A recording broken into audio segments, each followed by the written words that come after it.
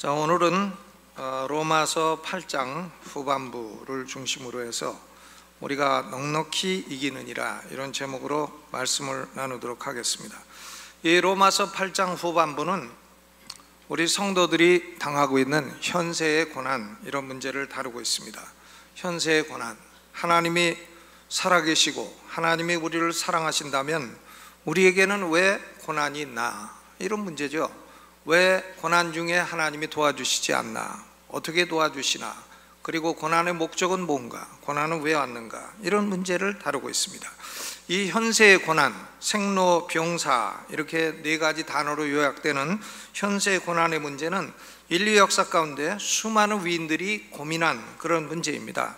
많은 사람들이 현세의 고민에 대해서 답을 주려고 했고, 특별히 그리스도인들은 성경적인 답을 주려고 했습니다. 그런데 고난에 관해서는 좋은 설명, 고난이 이렇다 저렇다 하는 설명보다도 고난을 우리가 이길 건가 질 건가, 이제 이런 문제가 훨씬 중요한 것입니다. 고난에 우리가 어떻게 승리할 것인가, 고난의 극복의 문제, 이 문제가 훨씬 중요합니다. 오늘은 특별히 37절 말씀에 집중을 해서 고난의 극복, 고난으로부터 승리, 이런 문제에 관해서 생각을 해보고자 합니다. 37절을 좀 읽어보시죠. 함께 시작. 그러나 이 모든 일에 우리를 사랑하시는 이로 말미암아 우리가 넉넉히 이기느니라. 아멘. 여기 보면 우리가 어떤 일에 이긴다 했나 하면 이 모든 일에 이긴다 그랬습니다. 모든 일에 이긴다. 우리 성도들은 모든 영역의 고난으로부터 승리할 수 있다 하는 말씀입니다. 이 모든 일에 우리가 승리한다.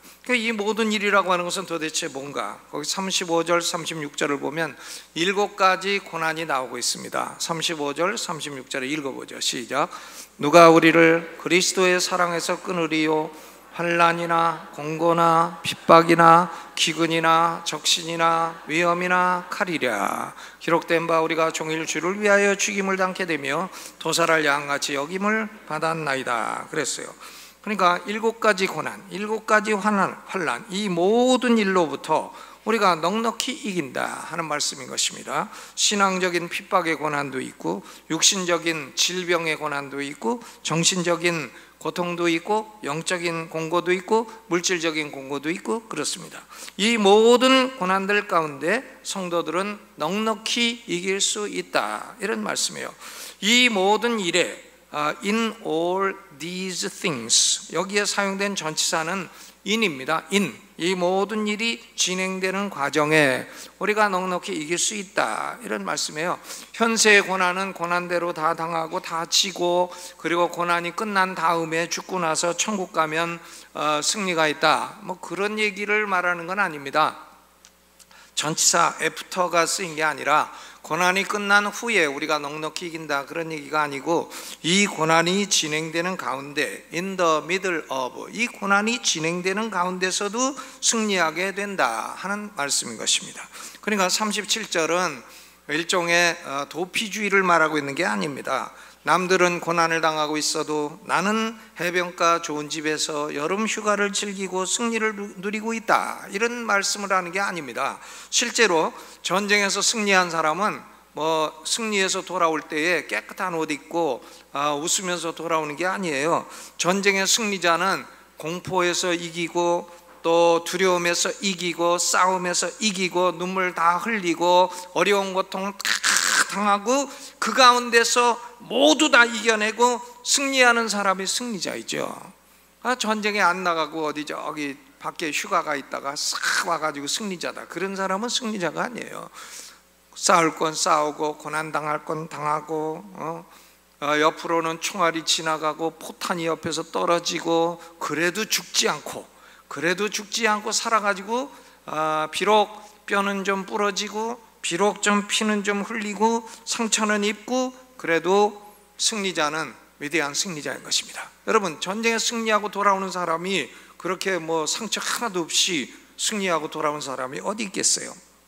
승리자들은 완전히 이상적이고 행복한 상태에서 거저먹는 승리를 누리는 것이 아닙니다. 매일매일 영적인 전쟁에서 상처를 입고 싸우지만 결국은 승리하는 것입니다. 육신적인 고통에서의 싸움, 정신적인 갈등에서의 싸움, 가정적인 고난에서의 싸움, 물질적인 가난과의 싸움, 마귀와의 싸움, 또 내 안에 있는 죄와의 싸움, 이 세상 유혹과의 싸움, 이런 싸움 속에서 때로는 눈물도 나고 피도 흘리고 뼈도 부러지고, 그러나 우리는 이런 모든 고난 중에서 완전한 승리를 누리게 된다. 이런 고난 중에서 이기게 된다 하는 말씀이에요. 천국 가면 이긴다. 그건 물론 당연한 말씀이에요. 그러나 37절은 성도들이 이 땅에서 지금 고난 중에도 승리자가 된다 하는 그런 말씀인 것입니다. 여러분, 사도 바울의 삶 자체가 뭐 어디 멀리 휴가 갔다가 와가지고는 이겼다 그런 삶이 아니죠. 바울의 삶 자체가 다양한 고난 가운데서도 위대한 승리자로 사는 것이 바울의 삶의 모범이었습니다. 우리 성도들의 삶도 그와 같다는 겁니다. 그러므로 현세의 고난이 있더라도 기죽지 말고, 너무 약해지지 말고, 도피하려고 하지도 말고 고난을 뚫고 나가라는 거죠.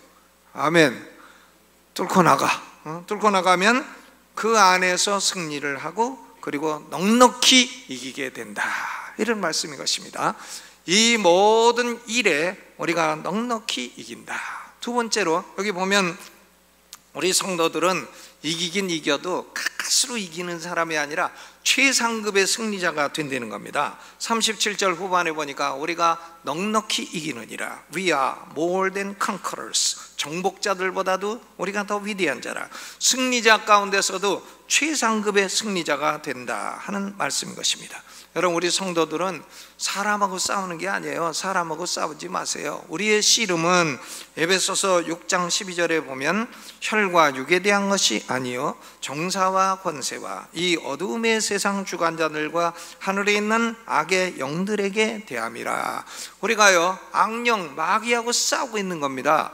마귀하고 싸우고 있는 것인데, 여러분, 마귀라는 게 얼마나 센 존재예요. 마귀가요, 그 용으로 상징되는 존재입니다. 옛 뱀이라고도 하고 용이라고도 하고. 그러니까 이 세상의 모든 다른 종교들을 보게 되면 용 그림이 많이 있잖아요. 용 그림이 있고 벌써 그 배후에 마귀가 있다 하는 걸 이제 그림으로, 상징으로 다 나타내고 있는 것입니다.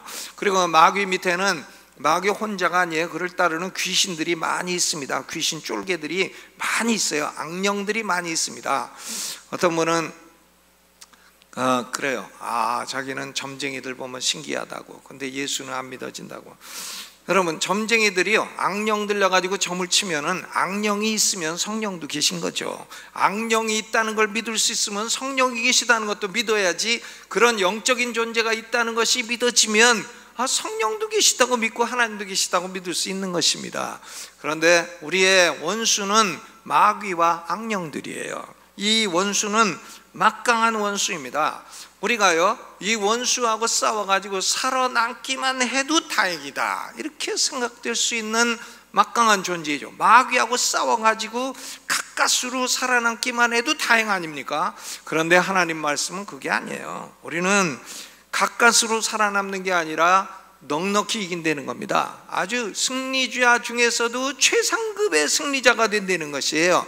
아멘. 여기에 사용된 단어, 넉넉히 이긴다는 단어는 신약 성경의 헬라어로 딱 한 번 사용된 단어예요. 휘페르니카오라는 단어인데, 휘페르라는 말은 오버, 위라는 뜻이에요. 위라는 뜻인데 상징적으로 넉넉하게 충분히 남을 정도로 그런 뜻입니다. 풍성하게 이긴다, 니카오, 승리한다. 그러니까 우리는 마귀를 이기는데 아주 넉넉히 이긴다는 겁니다. 지나칠 정도로 이겨서 완전히 눌러버리게 될 것이다, 이런 말씀인 것입니다. 여러분, 우리는 넉넉히 이기는 자예요. 따라서 한번 해보시죠. 나는 넉넉히 이긴다. 나는 최상급의 승리자다. 사도 바울의 경우는 어떻게 넉넉히 이기는 자가 되었나? 이 사도 바울의 원래 이름은 사울이었습니다. 베냐민 지파 사람이고 바리새인 중에 바리새인이었습니다. 그는 공부를 많이 한 사람이었어요. 그럼에도 불구하고 그는 복음의 원수 노릇을 했습니다. 예수님을 자기 원수라고 생각했어요. 그래가지고는 스데반을 사람들이 돌로 쳐서 죽일 때에 돌로 쳐서 죽이는 사람들 편을 들어줬어요. 그리고 그리스도인들을 죽이기 위해서 이 나라 예루살렘에서만 죽여서는 안 되겠고 외국까지 가서 죽여야 되겠다 해가지고는 당시 시리아의 수도인 다메섹까지 이 대제사장의 공문을 받아가지고 예수 믿는 사람 죽이려고 가던 길이었습니다. 그런데 하나님이 그와 같이 고약한 사울을 그 자리에서 딱 죽일 수도 있는 거예요. 하나님은 그렇게 고약한 짓 하는 사람은 현장에서 딱 죽일 수도 있어요. 여러분, 현장에 죽은 사람도 있지 않습니까? 사도행전 12장에 보면 헤롯 아그리빠 1세라는 사람, 헤롯 대왕의 손자이죠. 이 사람이 연설을 합니다. 백성들 앞에서 연설을 하는데 반짝반짝하는 옷을 입고 연설하니까 햇빛에 비춰가지고 반짝반짝반짝하니까 사람들이 저 사람은 신이다, 인간이 아니다, 이렇게 말을 하니까 헤롯 아그리빠 1세가 가만히 있어요. 자기가 신 아니라고 해야 되는데 신인 것처럼 가만히 있으니까 하나님이 천사를 하나 보내가지고 그를 충이 먹어 죽으니라. 무슨 벌레를 보내는지 그 사람이 현장에서 죽었어요. 뭐 회충 먹어 죽었는지 촌충 먹어 죽었는지 뭘 먹어 죽었는지 몰라도 현장에서 그 사람이 딱 죽었어요. 헤롯 아그리빠 1세, 헤롯 대왕의 손자입니다. 그러니까 하나님이 이 사울 같은 사람 하나를 죽이시는 건 일도 아니에요.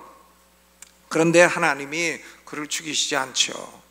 다메섹으로 가는 길에 예수님이 딱 사울을 만나 주셨어요. 사울아 사울아, 이름을 불러요. 그러니까 누구십니까? 주여 누시오니까 나는 네가 핍박하는 예수다. 깜짝 놀라는 거죠. 그리고 너는 가시채를 뒷발질하기가 내게 참으로 고생이구나. 가시채를 내가 뒷발질을 하게 되면 네 발이 아프냐 가시채가 아프냐, 이제 그런 질문이죠. 여러분, 못으로 박힌 그 널빤지를 자기 발로 밟으면 발이 아파요, 못이 아파요? 그러니까 예수님이 그걸 물어보는 거예요. 가시채를 뒷발질하기가 내게 고생이구나. 가시채가 아프겠냐, 네 발이 아프겠냐. 아하, 네 발이 아프겠구나 하고서는 예수님이 사라지신 겁니다.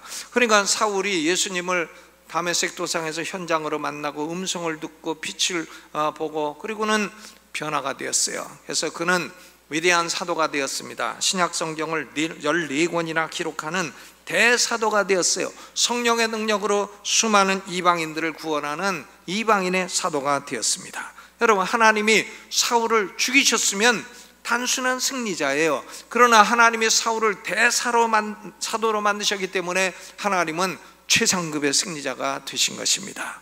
여러분, 하나님은 그런 방식으로 최상급의 승리자가 되게 하시는 것입니다. 우리의 모든 고난을 다 바꾸어 가지고 도리어 더 큰 복이 되게 하시는 최상급의 승리자로 만들어 주시는 것이 하나님의 역사인 것입니다. 사도 바울은 35절 36절에 나오는 7가지 환난 가운데 6가지는 이미 경험을 했습니다. 환난이나 공고나 핍박이나 기근이나 적신이나 위험, 이 6가지는 이미 바울의 생애 가운데 수없이 경험했어요. 7번째 칼이라는 건 죽이는 건데 순교할 때에 바울이 경험하게 될 것입니다. 결국 경험했어요. 칼로 순교를 당했습니다. 바울은 그 짧은 인생 가운데에서 많은 고난, 7가지 고난을 다 당했어요. 그러면 바울이 칼에 죽었으면 바울이 실패자인가? 그렇지 않습니다. 바울은 영원토록 위대한 사도로, 영원토록 인류에게 진리를 가르쳐준 천국의 위대한 스타로 남게 된 것입니다. 바울은 인간 가운데 위대한 자 중에 위대한 자가 되었어요. 바울은 위대한 사람입니다. 그러므로 로마서 5장 3절에 우리는 환난 중에 즐거워하나니 그랬습니다. 환난 중에도 즐거워해요. 이 환난 중에도 결국은 넉넉히 이긴다는 것을 알기 때문이에요. 환난은 인내를, 인내는 연단을, 연단은 소망을 이루는 줄 알미니라 그랬습니다. 여러분, 우리 그리스도인들도 경험을 하게 되면 좋은 일만 있는 건 아니죠. 우리의 삶 가운데 어려운 일도 많이 있는데 이 어려운 일을 지나게 되면 도리어 우리가 그때 더 기도하고 더 하나님을 의지하고 도리어 그 어려움으로 인해서 내 성품이 변화되고 교만한 것은 좀 깨지고 남을 미워하던 것은 사랑하게 되고 그리고 내가 좀 하나님의 은혜에서 멀어졌던 것은 가까워지게 되고 예수 그리스도를 닮는 성품으로 변화되어 넉넉한 승리자가 된 것을 간증할 수가 있게 되는 것입니다. 성도들은 현세 고난 당하는 중에도 넉넉한 승리자가 되지만은 우리가 내세에도 물론 넉넉한 승리자가 되는 거예요. 우리 성도들에게는 세 가지가 없다 그랬습니다. 여기 본문에 보니까 성도들에게 세 가지가 없다, 세 가지가 없습니다. 31절에 하나님이 우리를 위하시면 누가 우리를 대적하리요? 대적할 자가 없어요. 왜? 하나님이 우리를 위해 주시기 때문에 대적할 자가 없습니다.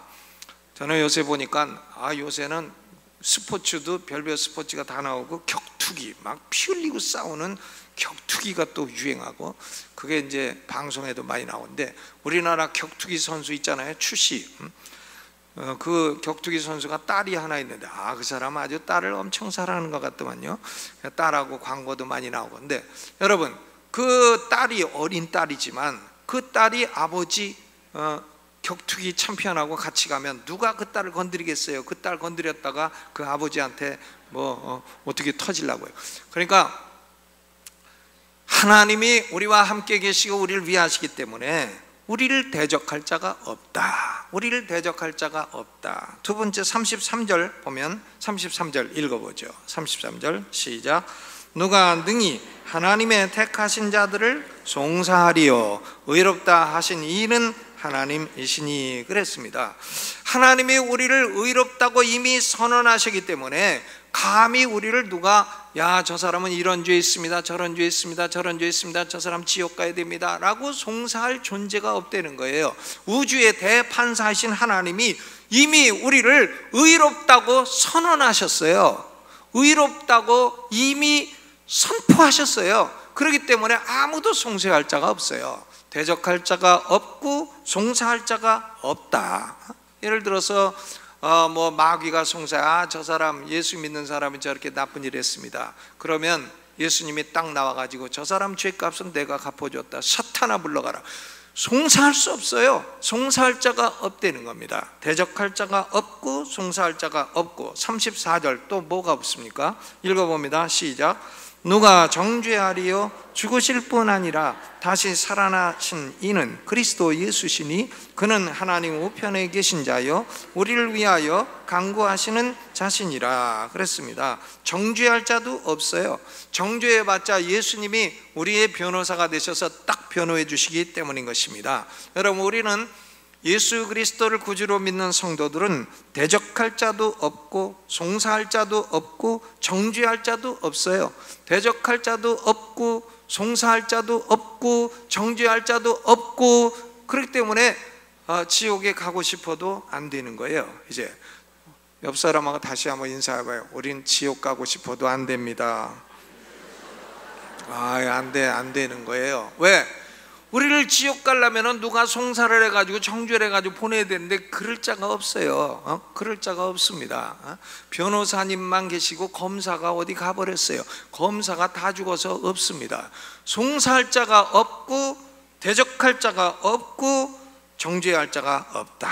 그러므로 우리는 물론 죽으면 천국에 들어가 위대한 승리자가 되는 것입니다. 38절로 39절은 얼마나 위대한 확신입니까? 38절 39절을 같이 읽어봅니다. 시작.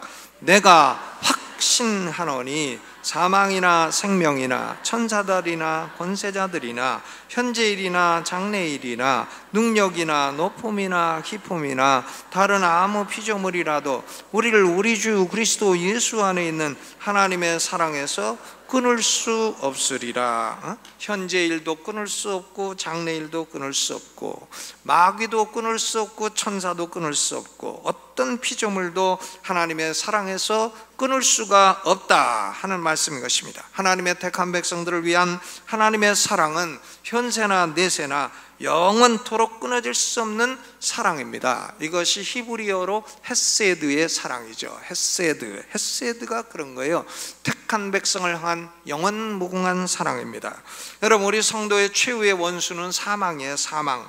우리도 한 번은 죽어야 돼요. 사망이 원수입니다. 죽지만 않으면 좋을 건데 하지만 우린 죽어요. 왜? 사망이 원수이기 때문에 그렇습니다. 사망이 원수인데 우리는 한 번 죽을 수밖에 없지만, 그러나 예수 그리스도가 죽은 자 가운데 살아나심으로 예수님이 재림하실 때에 우리도 생명의 부활을 해서 사망으로부터 궁극적인 승리를 하게 되는 것입니다. 사망아, 내가 이기는 것이 무엇이냐? 사망아, 내가 쏘는 것이 무엇이냐? 네가 어찌 나를 이길 수가 있느냐? 나는 다시 부활했도다 하고 우리는 생명의 부활을 해서 영원토록 죽지 않고 병들지 않고 아프지 않고 싸우지도 않고 영원토록 살게 되는 것입니다. 그러니까 우리는 현세나 내세나 패배자가 아니에요. 우리는 최상급의 승리자입니다. 현재 고난 중에도 승리자고 내세에도 영원한 승리자, 최상급의 승리자인 것입니다. 다시 한번 해보시죠. 나는 최상급의 승리자다. 그러면 세 번째로 우리 성도들이 최상급의 승리자가 될 수 있는 원천은 뭐냐? 원천은 바로 예수님이에요. 예수님, 다시 37절로 돌아가면, 그러나 이 모든 일에 우리를 사랑하시는 이로 말미암아 우리가 넉넉히 이기느니라. 누구 능력으로 넉넉히 이긴다고 했습니까? 우리 능력으로 넉넉히 이깁니까? 아닙니다. 우리를 사랑하시는 이로 말미암아, 우리를 사랑하시는 예수 그리스도로 말미암아 넉넉히 이기게 되는 것입니다. 예수 그리스도가 우리와 함께 하시는 거예요. 함께 하십니다. 아무리 마귀가 송사하고 정죄하고 해도 예수님이 떡 나타나셔서, 하나님, 저 사람은 예수 믿고 교회 다닌다고 하면서도요, 저 사람은 나쁜 짓도 있고, 저 사람은 거짓말도 있고, 저 사람은 간음도 있고, 저 사람은 담배도 잘 피고, 저 사람은 술도 잘 먹고, 저 사람 참 나쁩니다. 저런 사람이 어떻게 천국 갑니까? 그래도 예수님이 떡 나타나서 저 사람 저지른 죄는 내가 다 갚았다. 네가 무슨 상관이냐? 가라! 가는 거죠. 예? 가는 거예요. 마귀가, 예, 알았습니다. 꼬리 딱 내리고 가는 거예요. 송사할 자도 없고 정죄할 자도 없고 대적할 자도 없습니다. 예수 그리스도가 사망 권세를 이기시고 부활하시기 때문에 마귀가 성도를 죽여. 너는 늙었으니까 죽어라. 죽여. 그러면 우리가 죽어야지 어떡하겠어요. 그런데 마귀가 웃어. 아하, 저 사람 교회에서 장로로 충성하더니 내가 죽였다. 하하하. 하지만은 예수님이 다시 살려서 영원토록 살게 하시고 죽지 않게 하시니 얼마나 위대한 승리예요. 그게 누구의 힘으로 되는 건가? 우리를 사랑하시는 예수 그리스도로 말미암아 된다 하는 말씀인 것입니다. 그러므로 우리 성도들은 고난이 올 때에 도피하려 할 거 없어요. 뚫고 지나가요. 뚫고 지나가도 우리는 살게 되는 겁니다. 넉넉히 이기게 되는 거 결코 지질 않아요. 왜냐하면 예수님이 성도들과 함께 하시며 성도들을 보호해 주시고 도리어 고난이 변하여 축복이 되게 하시기 때문입니다. 마태복음 28장 20절에 영원히 변함없는 주님의 말씀이죠. 볼지어다 내가 세상 끝날까지 너희와 항상 함께 있으리라. 언제까지 항상 함께 계신다고요? 세상 끝날까지 너희와 항상 함께 있으리라. 이게 예수님이 모든 그리스도의 제자들에게 주신 말씀인 것입니다.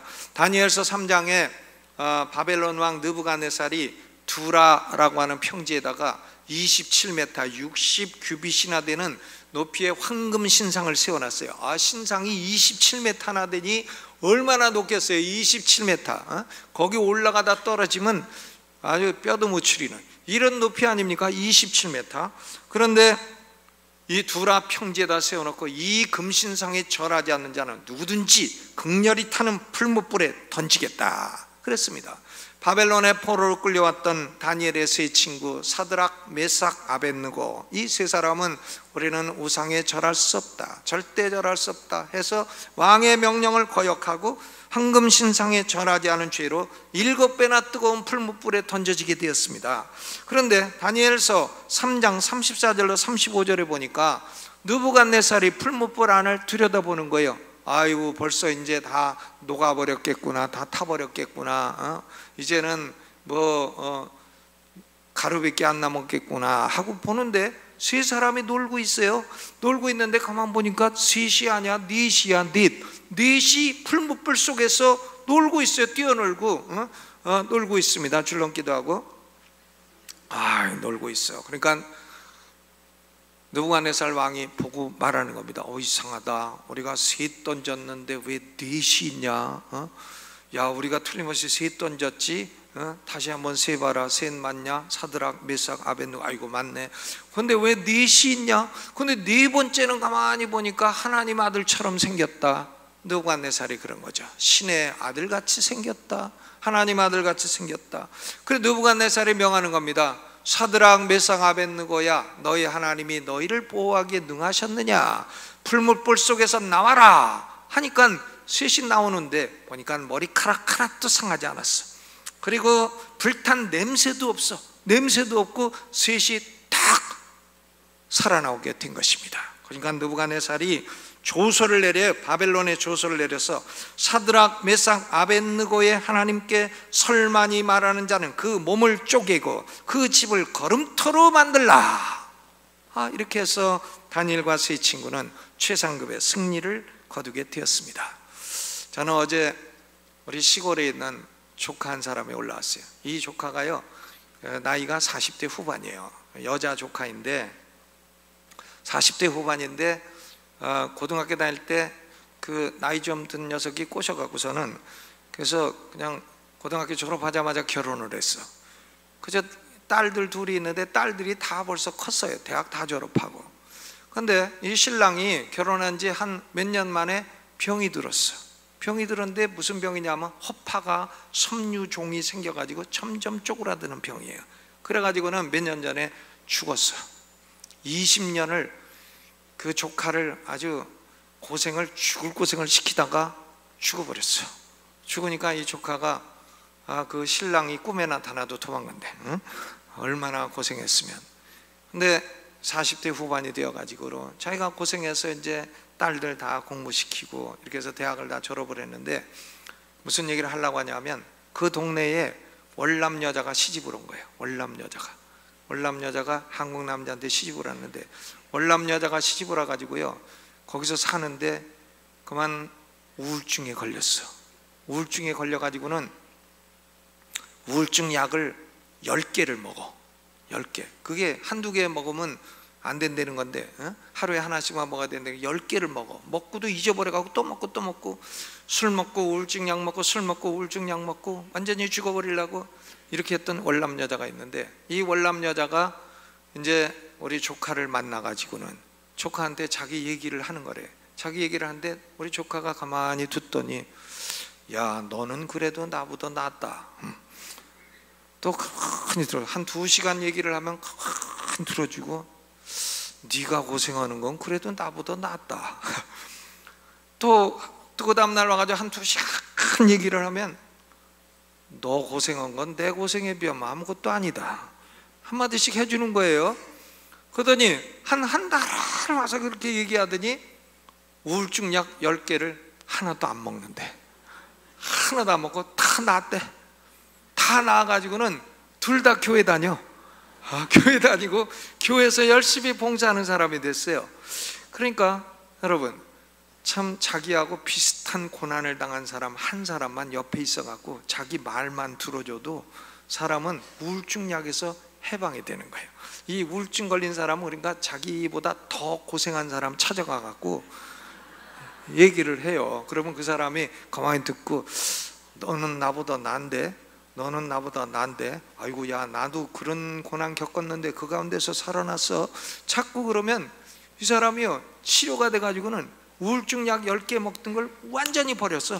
완전히 버리고 둘 다 교회 나가지고 교회 가서 국수 삶고 이런 봉사를 계속하고 이런 사람이 됐습니다.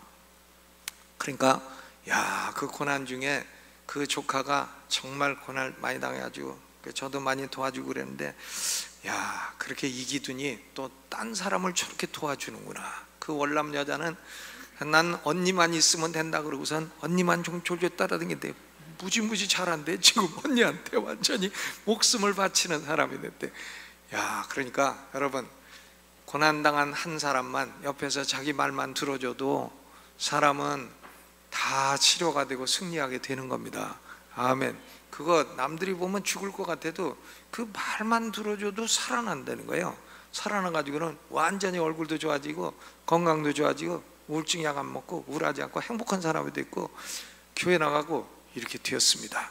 그런데 우리 예수님이 우리와 항상 함께 계시잖아요. 나 괴롭습니다. 그럼 예수님이 다 들어주셔. 그래도 넌 나보다 낫다 그러시죠. 너가 십자가 져봤냐? 넌 나보다 훨씬 낫다. 다 우리 괴로운 얘기하면은 아이고 넌 나보다 훨씬 낫다. 네가 겟세마네 동산에서 땀방울이 핏방울이 될 정도로 기도 한번 해봤냐? 너는 나보다 낫다. 내가 십자가에서 창에 허리를 찔려봤냐? 난 그런 거 다 당했다. 그래 내가 너와 함께하고 난 그런 걸 이기고 고난을 겪고 다 이겼다. 너도 이길 수 있다. 내가 너와 함께한다 하고 우리를 도와주시는 줄로 믿으시기를 바랍니다. 그러니까 우리와 함께 계시는 예수님에게 사정을 다 얘기해. 저한테 얘기해봐야 소용없고 예수님한테 다 얘기하면 예수님이 결국 우리 마음을 풀어주시고 위로하시고 그리고 우리에게 넉넉히 이기는 은혜를 주신 줄로 믿습니다. 여러분 우리를 예수님이 얼마나 사랑하세요. 요한복음 15장 13절에 보니까 사람이 친구를 위하여 자기 목숨을 버리면 이에서 더 큰 사랑이 없다. 친구를 위해서 목숨을 버리면 더 큰 사랑이 없다 했는데 예수님은 우리를 위해서 목숨을 버려주셨잖아요. 그리고는 부활하셔서 지금도 성령으로 우리와 영원토록 함께 하시고 우리 말을 24시간 얘기해도 다 들어주시고 그래도 네가 나보다 덜 고생한다, 내가 너보다 더 고생했다 이렇게 말씀하시니 얼마나 위로가 되겠습니까? 여러분 예수님은 우리와 영원토록 함께 계시고 영원토록 우리를 승리하게 하시는 주님이신 것입니다. 지금 갖가지 고난이 있고 어떻게 해야 될지 모르고 어떤 길로 가야 할지 몰라도요 예수님에게 다 말씀드리면 넉넉히 이기는 자라 7가지 환난에서 다 건져 넉넉히 이기게 하실 줄로 믿습니다. 다시 주먹 탁 내고 해보시죠. 우리는 넉넉히 이긴다. 아멘. 이 말씀 생각하면서 우리 2-3분 동안 오른손 들고 주여 한번 크게 부르고 나의 고난에서 건져주시고 내가 넉넉히 이길 수 있도록 축복해 주옵소서. 주여 한번 크게 부르고 통성기도합니다. 주여.